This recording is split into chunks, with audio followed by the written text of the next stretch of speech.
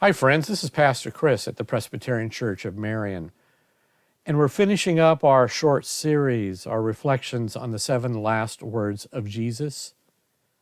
And this evening, we look at this: Father, into your hands I commit my spirit. Luke 23:46. So here we are. It's the evening before Easter, Resurrection Day, and it will be an Easter like, none of us has ever experienced. I guess we'll see how Easter goes tomorrow, but it isn't Easter yet. If we follow a correct timeline, Jesus is still in the tomb. But first, I want to back us up about 24 hours. Jesus is on that cross. Luke records the end like this: Jesus called out with a loud voice, "Father, into your hands I commit my spirit." When he had said this, he breathed his last.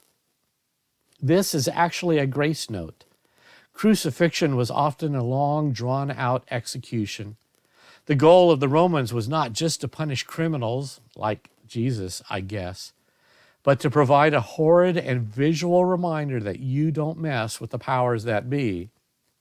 It's been said that some people would last up to 4 days on a cross before dying. John 19:31-33 tells us that they would break the legs of criminals on a cross if they lasted too long, especially if it appeared that they would last into the Sabbath.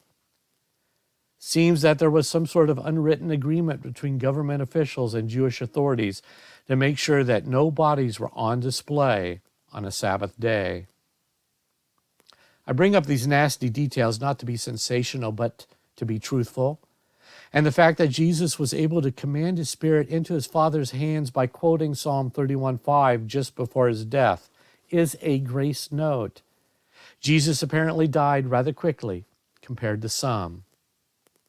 But of course, Jesus' death left a void, a darkness, a gloom with all those who may have witnessed the event, unless, of course, you were one of the ones who heard these words: "Father, into your hands I commit my spirit." This short quote should have reassured them, and it reassures us that the Father, that God is in control, which in times like ours now, I pray we all can remember. Jesus' death on the cross was all in the Father's plan. His death and resurrection fulfilled more than 50 Old Testament prophecies. And nothing, and I mean nothing, takes our God by surprise, including the virus that's sweeping across the land. God is love. God is just. God is truth. God is sovereign. The reality is that all of our lives are in God's hands all the time, including now, in our isolation, or if you are still working in your exposure to the world. Yes, things might look dark at the moment, like it did on the Saturday before the resurrection, but Sunday, for all of us, is coming. Jesus breathed his last after saying these last words. But death would not have the final word then, nor does it now. It is the evening before Easter, Resurrection Day. And it will be an Easter like, maybe like none of us has ever experienced. But it isn't Easter yet. But it's getting very close.